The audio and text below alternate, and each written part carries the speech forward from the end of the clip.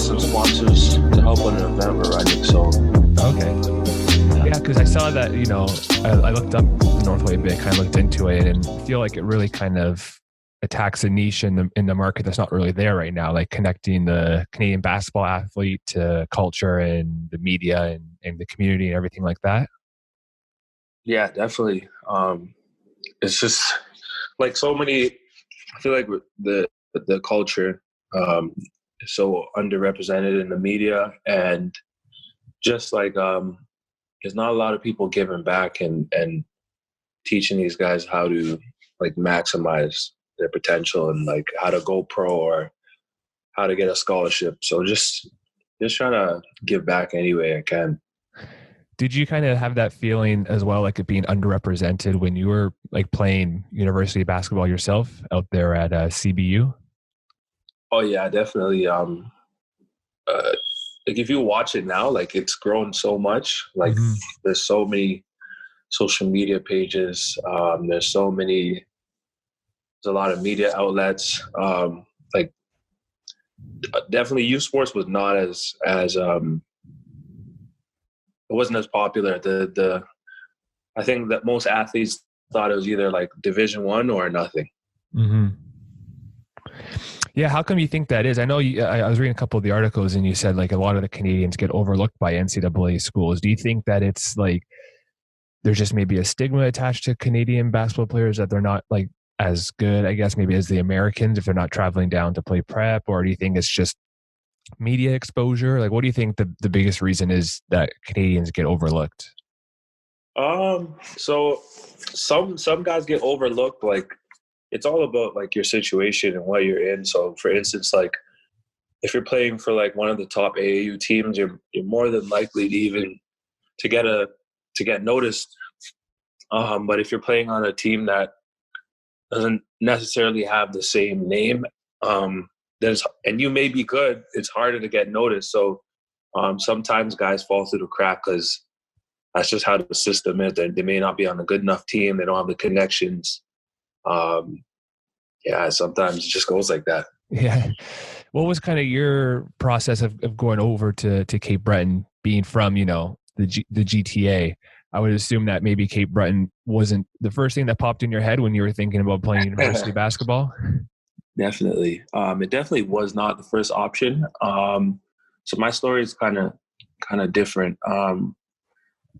So I had a lot of like offers coming out. I had a couple offers, I'd say, coming out of high school. I played prep basketball in Boston, but the reason I wasn't able to accept those offers is because although I had got my grades up, my GPA wasn't high enough, and I had to go to a junior college. So I committed to a junior college in Maryland, and the day I showed up there, they're like, "Hey, you have to stay here for 3 years." And I was like, this is not how it works. I've never heard of this process. And I went home the same day. And that year I stayed home for a year. And then I heard of Cape Breton and a lot of high level guys going there. And I thought like, hey, this would be a great way for me to try and get back to Division I. But turns out it was just like a great program in general. Mm-hmm. You've obviously traveled a lot, like to Boston to play prep and then out east to play university basketball. Was there ever kind of hesitation in your mind to move away from home for, that long of a distance or that much time to play basketball? No, like most of my friends, they had gone prep, and I just wanted that challenge of like playing the best guys, and like you have to sacrifice at some point if you want to do anything worthwhile in life, I think. So traveling was just one of the things I had to do. Yeah, I think, I always think about like professional athletes or even college or, high level high school athletes and the sacrifices they have to go through. I think a lot of people underestimate like what the sacrifices are, because I think we take a lot of things for granted, like in our day-to-day lives that we normally can't do as a high level athlete. So, for example, if you're moving out east or, to Boston, there's probably a lot of family things you're missing out on and, friends you can't see and stuff. And, even just, sitting back and just, having a couple of days off of doing nothing, right? You're probably far and few between as a high level athlete. So it's just something that I always think about, that people maybe underappreciate about athletes, is how much, physical and mental sacrifices there are to reach that high level. Yeah, definitely. I agree.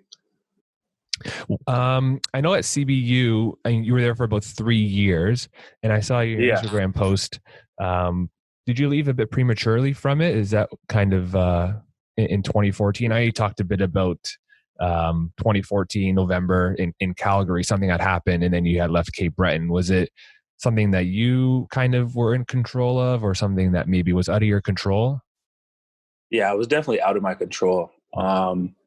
So that's the thing with sports, is just like injuries is terrible. So coming into that season and playing with like arguably the best player in the country, Jimmy Dorsey, I'd put in a lot of work in the off season, and I was geared up to have like a great year. And I went into that game and I went to dunk a baseline off my right foot, and my patella tendon ruptured, and like it was like my leg was basically stuck in a bent position, and I had to like push my kneecap forward and push my leg forward. So it was a nasty injury.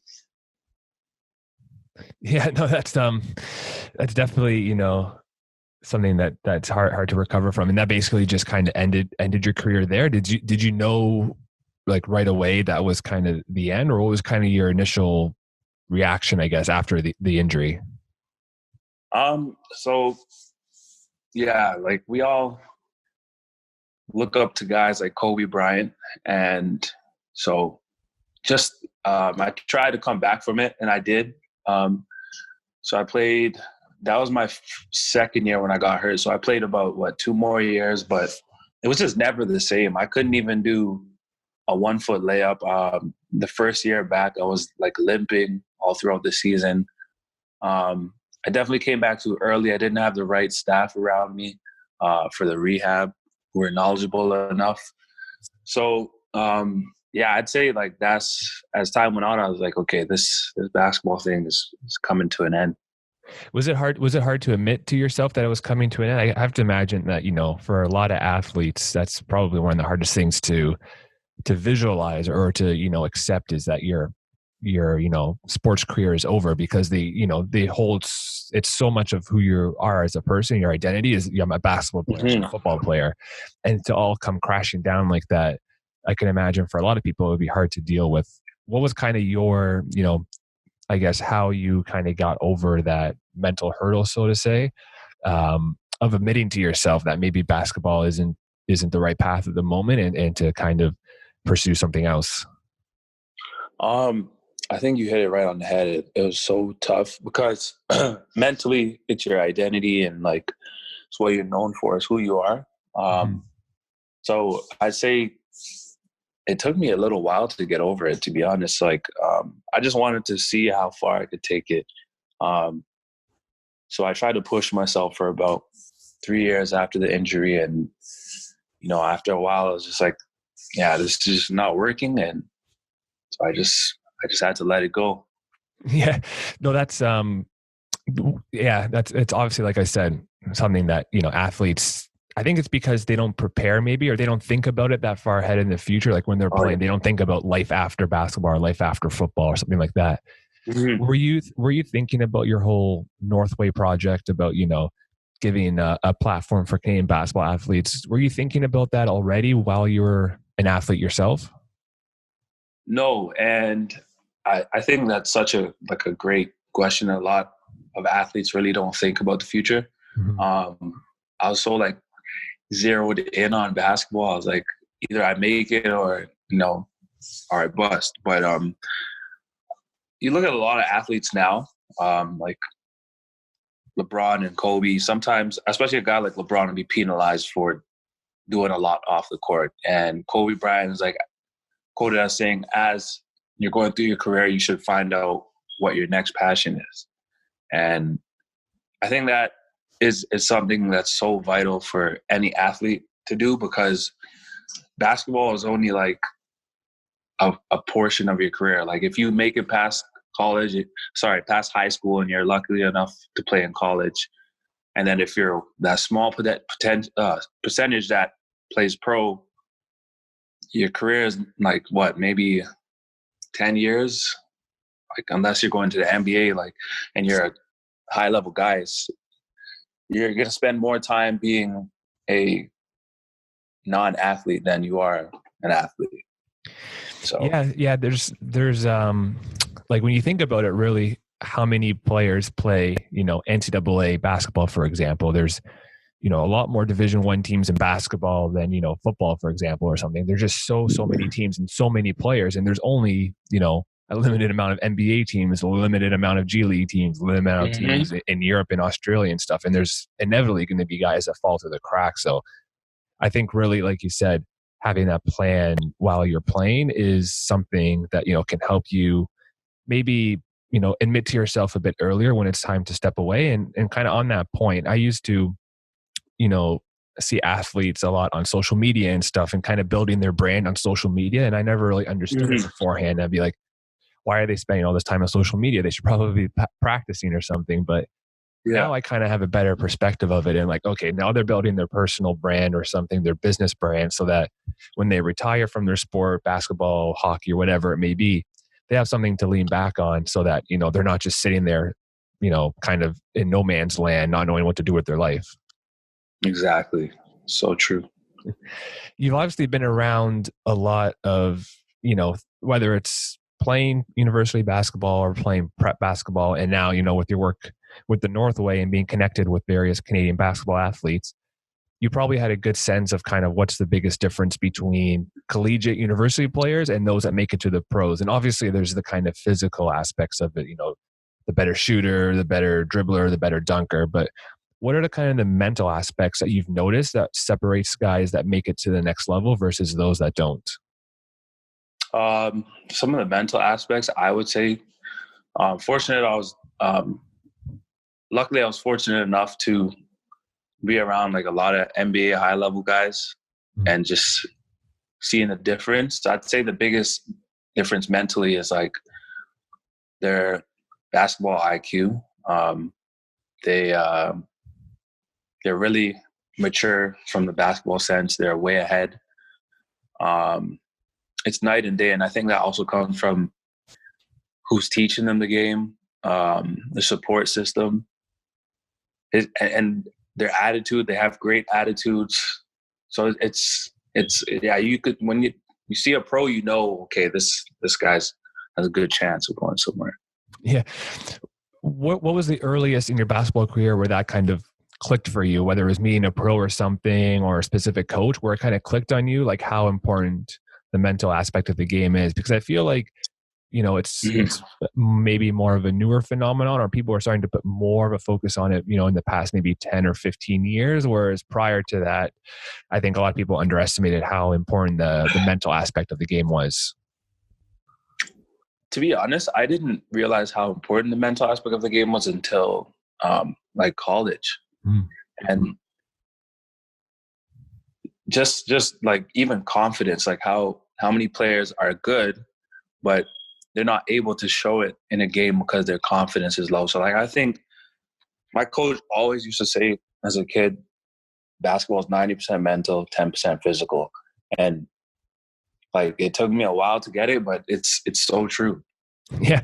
The one thing I always think about, it's not just, doesn't apply just to basketball, but to sports in general, is I feel like, the higher up you get, it's less of like a big fish, small pond scenario, and it gets more into like a small fish, big pond scenario. Like, for example, you'll have, an athlete that may dominate, when they're 10, 11, 12 years old, they move to high school prep and they're no longer the best player. They're the best second or third best player. Then they move on to college and, they're no longer the second or third best player. They're, the fifth best player.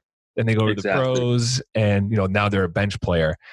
And it's got to be really hard, I got to imagine, maybe you experienced this yourself as well, where as you got to higher levels of basketball, you maybe had to realize that, oh, wow, maybe, I'm not the best player in the team anymore. And, my role in the team has changed a bit. Maybe is that something you kind of have seen, maybe whether yourself or through your work with, the Northway and other athletes? Yeah, definitely. Personally, I'd say the biggest difference for me is going from high school to my AU team, CIA Bounce, and I was like, oh, I'm just one of like 100 guys. Like, and then you see guys now who think they belong in the NBA or the G League, and it's just like, yeah, you may average 20 points here, but when you try to get to the next level, it's not the same thing. Do you have any regret kind of looking back? And I know you mentioned that the mental aspect, you didn't really maybe put too much of an emphasis on it or really understand how important it was until college. Do you ever look back with regret about, your high school or prep time and not putting so much effort into the mental game? Definitely sometimes, but everything happens for a reason. And you just got to just learn from it, and your mistakes, you just pass on the knowledge to the next generation so that they can do better. Yeah, I saw that was a really kind of consistent theme in your work with the Northway, is really inspiring the next generation. I know you've written on Instagram, you're not in it for the money, for the politics, whatever, but you're not here to be the most famous, basketball skills coach or consultant or whatever it might be.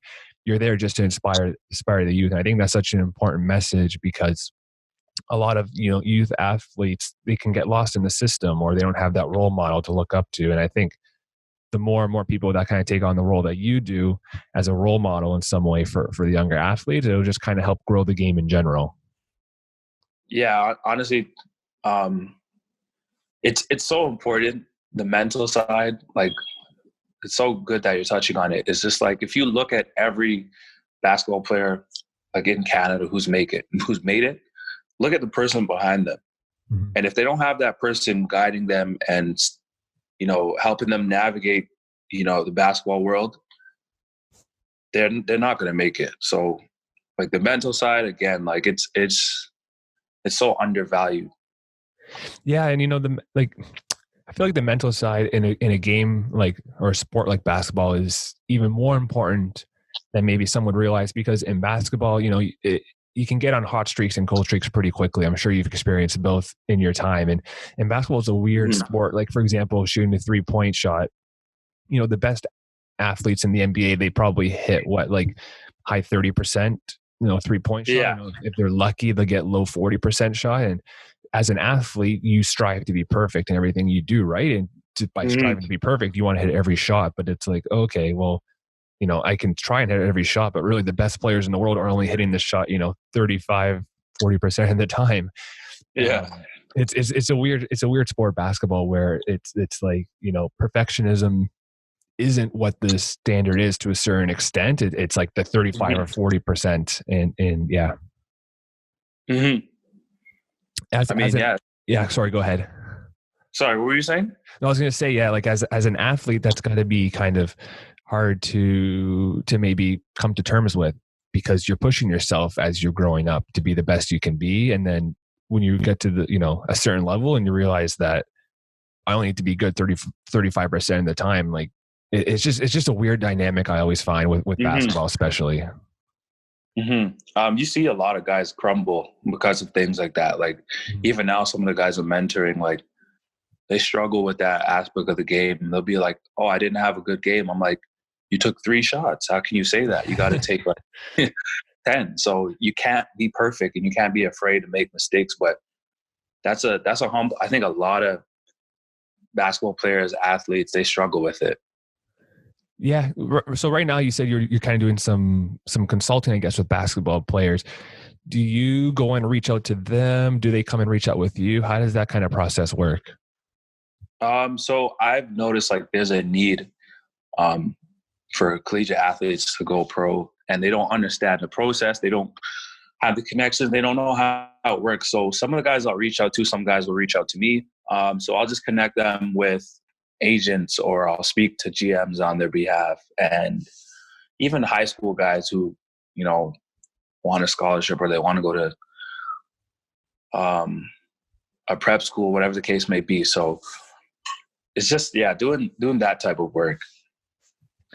Yeah, it's crazy. Like, you're getting to as young as high school players, and there's probably going to be a point in time where you'll get players younger than high school, like that jump from, like, I guess it's elementary school or middle school to prep school. Mm-hmm. As Yeah. time goes on, like our focus on athletes gets younger and younger, where, you see how many views on social media somebody like Bronny gets, or someone Mm-hmm. like, Dwayne Wade's child, or someone like Melo Ball growing up. Like the Mm-hmm. criteria for following these athletes is getting lower and lower. Like the age limit's getting lower and lower.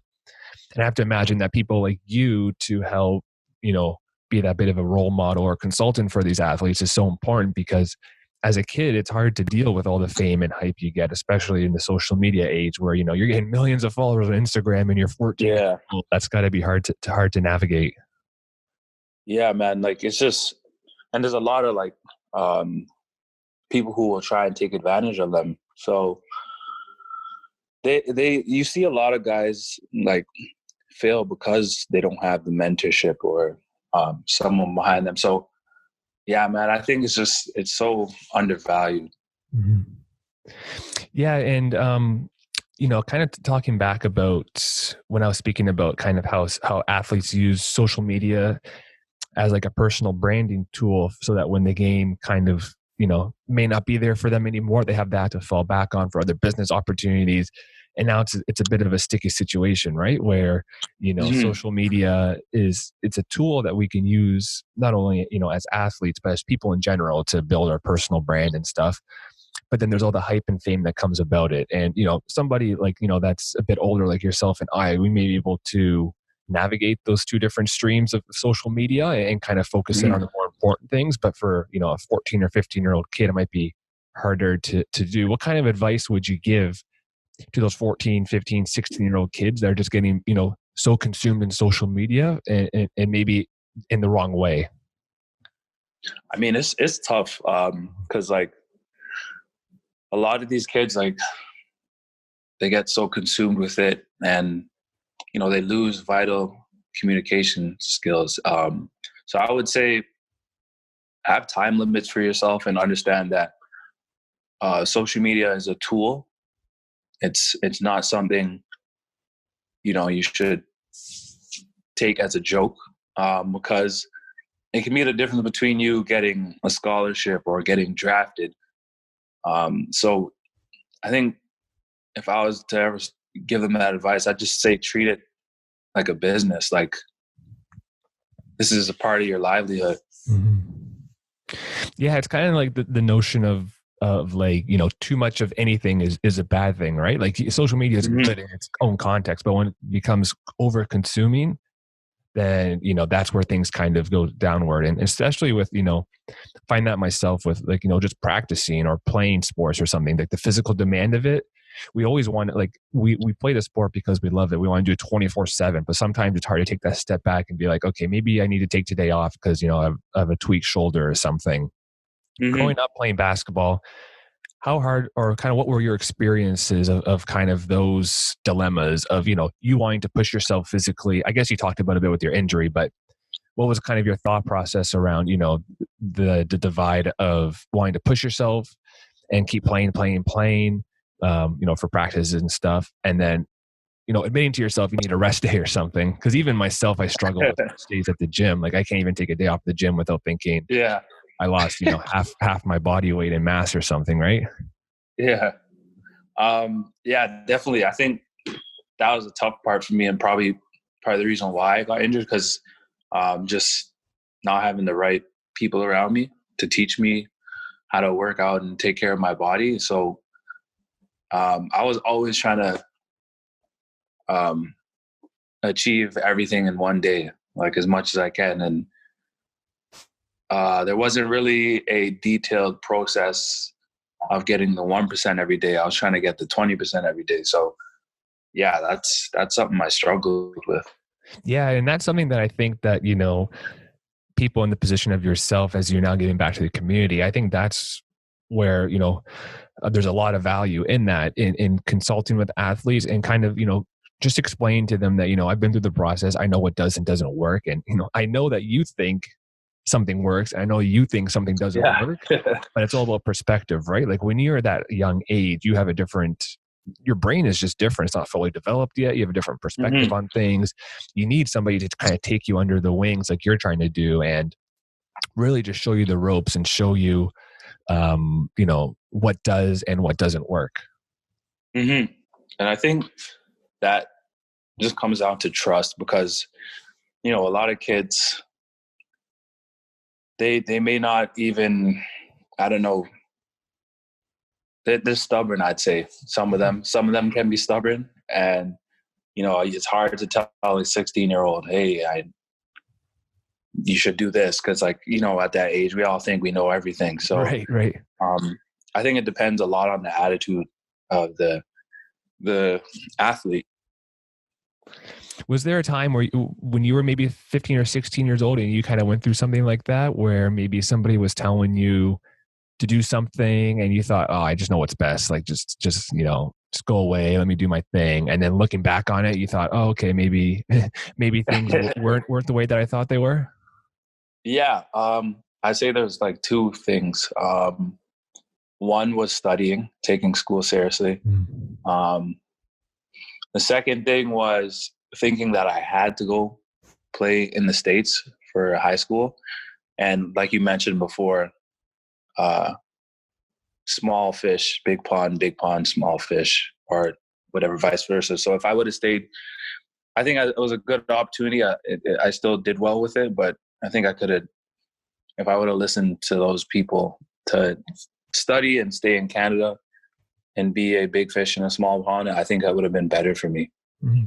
What was it about school specifically, looking back, that you feel like why it was so important? Because, a lot of kids, they'll go to, they play college basketball and they're one and done, right? They just go for 1 year. They never get their university degree. And, not to say that it's not deserved, because when you have someone like Zion, that's just a freak of nature, and he can play in the NBA at 19 or 20 years old, that's more warranted. But I think there's a lot of kids that get caught up in the process and they don't put that value on school, and you just, look at school as just, something that's there, but not really worth the effort. And they're just putting all their focus on basketball. So what was it about school really that, looking back on, of why you think it was so important as a basketball athlete? I think school is so important, not necessarily because it's like end all be all, but because the lessons that come with it, like discipline, to study and giving your best as a student athlete, I think that translates into all areas of life. And those are the things that I say make school so important. And also it's the keys to your future. Like if you're not a good student athlete, you can't get a scholarship. You can't go pro. You have to go through the hoops. So it's one of those things that if you love what you're doing, you love basketball, then you'll do whatever it takes to make it. Yeah, I know that, you do some consulting with athletes, and I do some on the side as well. And I always try to frame things as, the mental things that we work on in your sport. We don't just work on them for the sport. That these things apply to life in general. Like like giving you confidence on the court will help give you confidence off the court. Helping you deal with losses and helping you deal with adversity on the court helps you deal with adversity throughout life. I think it's all kind of in the same boat with school. Like the lessons you learn in school, yeah, they'll help you in life. They help you in basketball as well. There's that vice versa, or two-way street, I guess is a better term to use. Things you learn in life helping you in basketball, things in basketball helping you in life. So we're not only consulting to make better basketball athletes, but we're consulting to make better people in general. Yep. Anyways, man, I know you got a busy day ahead of you, so I won't keep too much of your time, but I really appreciate you again taking some time this morning to chat a bit. And for those that aren't too familiar with the Northway, where can kind of people reach you or the Northway on social media? You can follow us at the Northway on Instagram, or you can follow me on Instagram at Kayon Mayers. And yeah, we could connect and go from there.